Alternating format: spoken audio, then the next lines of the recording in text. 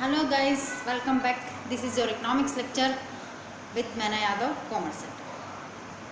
On our last video, we have to discuss about the topic of law of variable proportions, means meaning, statement and assumptions. ठीक है, आज की इस video में हम law of variable proportion, return to a factor क्या करेंगे, इसको कंप्लीट कर देते हैं.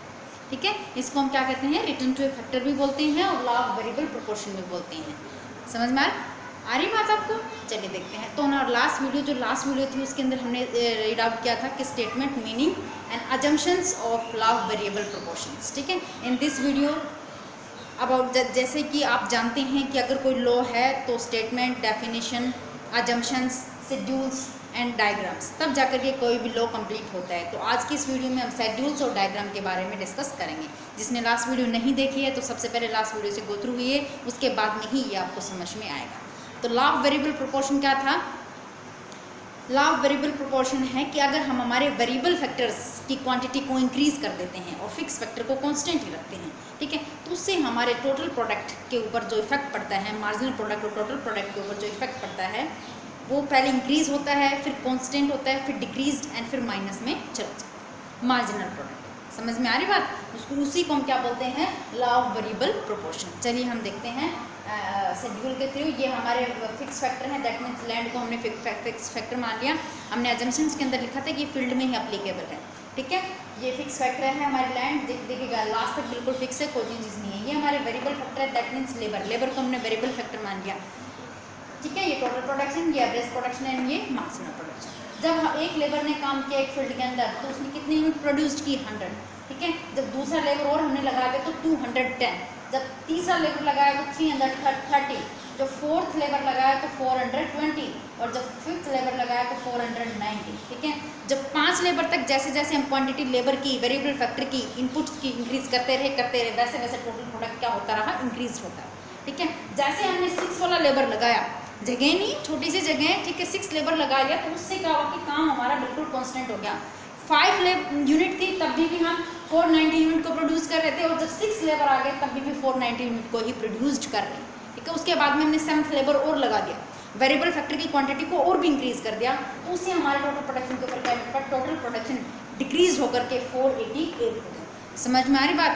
कि दैट मीन्स इस 7th लेबर की हमें कोई ज़रूरत नहीं थी, दैट मीन्स 6 लेबर की भी ज़रूरत नहीं थी. जो मैक्सिमम आउटपुट आता है, जो मैक्सिमम प्रोडक्शन हुआ वो सिर्फ और सिर्फ 5th लेबर तक ही हो. दैट मीन्स इतनी ही फील्ड है, इतना ही एरिया हमारे पास कि अगर हम 5 लेबर लगाएंगे तो प्रोडक्ट मैक्सिमम लेवल के ऊपर जाएगा. 6 वाला लेबर लगाएंगे तो कोई फर्क नहीं पड़ेगा, उतना ही प्रोडक्शन होगा. लेकिन जब 7th वाला लेबर लगा देते हैं तो सिर्फ और सिर्फ डिस्टर्बेंस क्रिएट होता है, ना कि प्रोडक्शन आपका. ठीक है, तो क्या हुआ? 7th लेबर लगाते ही हमारा टोटल प्रोडक्शन क्या होना स्टार्ट हो गया? डिक्रीज होना स्टार्ट. समझ में आ गया? चलिए अब हम एवरेज प्रोडक्शन की बात करते हैं. Average total production divided by quantity. Formula हमने आपको बताया था कि एवरेज प्रोडक्शन का है total production divided by quantity या लेबर. ठीक है, समझ में आ रही बात? ये फॉर्मूला है तो 100 ही आएगा. 210 को 2 से डिवाइड करेंगे 105 आया. 330 को 3 से डिवाइड किया 110 आया. 420 को 4 से डिवाइड किया 105 और 490 को 5 से 98. 490 को सेम एज इट इज. ठीक है, 6 से डिवाइड किया तो 81.6 और 488 को 7 से डिवाइड किया 69.7. ठीक है, सेम एज इट इज. जो हमारा एवरेज प्रोडक्शन है वो टोटल प्रोडक्शन के बेस कैलकुलेट किया जाता है एज ए फॉर्मूले से. तो 100, 105, 110, 105. ठीक है, 110 तक एवरेज प्रोडक्शन भी हमारा इंक्रीज हुआ. जब तक हमने 3 लेबर्स को लगाया तब तक हमारा एवरेज प्रोडक्शन भी मैक्सिमम पॉइंट के ऊपर था. जैसे हमने 4th लेबर को लगा दिया वैसे ही हमारा एवरेज प्रोडक्शन है वो डाउन हो गया. कितना हो गया? 1010 से कम होकर 105 हो गया. ठीक है, अब 5th लेबर लगाया तो और भी डाउन हो गया, 6th लेबर लगाया तो और भी डाउन हो गया, 7th लेबर लगाया तो और भी डाउन हो गया. दैट मीन्स जब तक हमारे 4th लेबर थे तब तक हमारा 3 लेबर थे तब तक हमारा एवरेज प्रोडक्शन मैक्सिमम पॉइंट के ऊपर था. जैसे जैसे हम लेबर की क्वांटिटी को इंक्रीज करते गए तो वैसे वैसे क्या हो गया? हमारा एवरेज प्रोडक्शन भी डाउन जाता गया. ठीक है, अब हम मार्जिनल प्रोडक्शन की बात करते हैं. मार्जिनल प्रोडक्शन निकालने का क्या फॉर्मूला है? Total production n total production n -1. ठीक है, मतलब रिवर्स में अगर हम माइनस करते चलते हैं तो. ठीक है, जैसे 200 का 100 ही रह गया. 100 में से अगर 0 माइनस करेंगे तो 100 ही रहेगा. ठीक है, 210 में से 100 माइनस किया 110. 330 में से 210 माइनस किया 120. 420 में से 330 माइनस किया 90. 490 में से 420 490 में से 490 0 और 488 में से 490 दैट मीन्स -20। ये हमारा मार्जिनल प्रोडक्शन है। मार्जिनल प्रोडक्शन निकालने का ये हमारा फॉर्मूला है, ठीक है, बता दिए गए हैं वैसे तो आपको लास्ट से लास्ट वीडियो के अंदर। चलिए, तो मार्जिनल प्रोडक्शन भी देखो क्या है। मार्जिनल प्रोडक्शन की एक्चुअल पोजीशन जो हम दिखाएंगे वो मार्जिनल प्रोडक्शन की दिखाएंगे। मार्जिनल प्रोडक्शन की देखिए 100, 110, 120, मतलब यहाँ तक मार्जिनल प्रोडक्शन क्या है हमारा, इंक्रीज, क्या है, इंक्रीज हो रहा है, ठीक है, 120 तक। उसके बाद में मार्जिनल प्रोडक्शन क्या होता है, डिक्रीज्ड, और उसके बाद में नेगेटिव। थर्ड स्टेज बन गई हमारी। चलिए अब हम डायग्राम के ऊपर फोकस करते हैं। ये देखें, टोटल प्रोडक्शन हमारा इंक्रीज होता ई पॉइंट के ऊपर जाता है। ई पॉइंट के ऊपर जाकर के क्या हो जाता है, कांस्टेंट हो जाता है, मैक्सिमम लेवल के ऊपर होता है और कांस्टेंट हो गया, ठीक है। उसके बाद में डिक्लाइन, दैट मींस डिक्रीज होना स्टार्ट हो गया। टोटल प्रोडक्शन इंक्रीज ई पॉइंट के ऊपर कांस्टेंट, मैक्सिमम पॉइंट के ऊपर, और उसके बाद में डिक्रीज, ठीक है। टोटल प्रोडक्शन फर्स्ट स्टेज में भी इंक्रीज होता है, सेकंड स्टेज में भी इंक्रीज होता है, लेकिन जैसे सेकंड स्टेज का एंड होता है वो मैक्सिमम पॉइंट के ऊपर होता है, कांस्टेंट होता है। जैसे ही सेकंड स्टेज का एंड होता है, थर्ड स्टेज स्टार्ट होती है, वैसे ही टोटल प्रोडक्शन डिक्लाइन स्टार्ट हो जाता है, ठीक है। अब हम एवरेज प्रोडक्शन और मार्जिनल प्रोडक्शन की बात करते हैं। ये देखें, ये हमारा एवरेज प्रोडक्शन इंक्रीज, ये एफ पॉइंट के ऊपर मैक्सिमम लेवल के ऊपर हुआ, उसके बाद में डिक्रीज होना स्टार्ट हो जाता है। बट हमारा एवरेज प्रोडक्शन और टोटल प्रोडक्शन कभी भी जीरो और माइनस नहीं होंगे। समझ में आ रही बात, only and only our marginal production will be zero and minus, ठीक है, मीन्स नेगेटिव। अब हम मार्जिनल प्रोडक्शन की बात करते हैं। मार्जिनल प्रोडक्शन जो हमारी थर्ड स्टेज तक, मतलब जब तक हम थ्री लेवल्स को हमने यूज़ किया तब तक हमारा मार्जिनल प्रोडक्शन क्या होता है, इंक्रीज होता है। ई एफ पॉइंट के ऊपर पहुंच जाता है। एफ पॉइंट के ऊपर मार्जिनल प्रोडक्शन का पहुंचना, दैट मीन्स एफ पॉइंट क्या है, point of inflections, that means maximum marginal productions.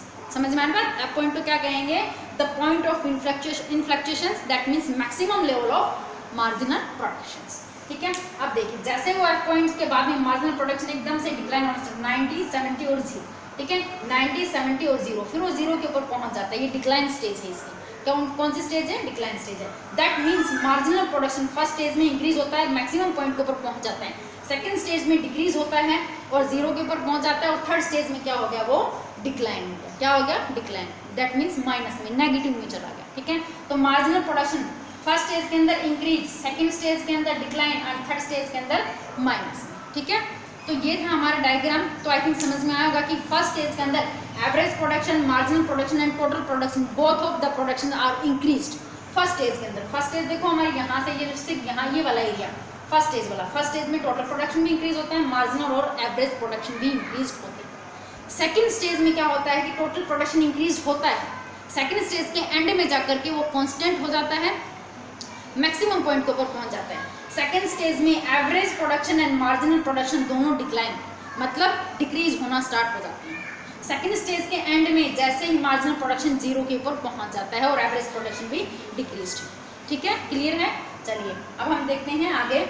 और जब जैसे ही थर्ड स्टेज स्टार्ट होती है तो वैसे ही ये हमारा एवरेज प्रोडक्शन है वो तो डिक्रीज होता ही होता है, टोटल प्रोडक्शन भी डिक्रीज होता है, बट जो हमारा मार्जिनल प्रोडक्शन है वो कहाँ चला जाता है, माइनस में, दैट मीन्स नेगेटिव में चला जाता है। अब समझ में आया कि लॉ ऑफ वेरिएबल प्रोपोर्शंस का मीनिंग, जो स्टेटमेंट हमने दी थी वो किस तरीके से थी कि जैसे जैसे हम वेरिएबल फैक्टर्स की इनपुट या क्वांटिटी को इंक्रीज करते जाएंगे वैसे वैसे टोटल प्रोडक्शन, मार्जिनल प्रोडक्शंस पहले इंक्रीजिंग रेट पर इंक्रीज होगा, फिर कांस्टेंट होगा, फिर उसके बाद में डिक्रीज होना स्टार्ट हो जाएगा। और मार्जिनल, टोटल प्रोडक्शन सिर्फ डिक्रीज ही होता है, बट मार्जिनल प्रोडक्शन क्या होता है, फिर हमारा डिक्रीज होकर के 0 से नेगेटिव में पहुंच जाता है। समझ में आ रही बात, ठीक है। तो ये था दोस्तों आपका लॉ ऑफ वेरिएबल प्रोपोर्शन, जो कि मैंने 2 वीडियो में आपको समझाया। फर्स्ट वीडियो में आपका क्या था कि स्टेटमेंट, मीनिंग, अजम्पशंस थे।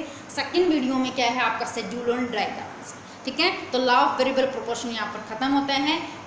आज के लिए इतना ही, कल मिलते हैं अनदर वीडियो के साथ में, तब तक के लिए थैंक यू।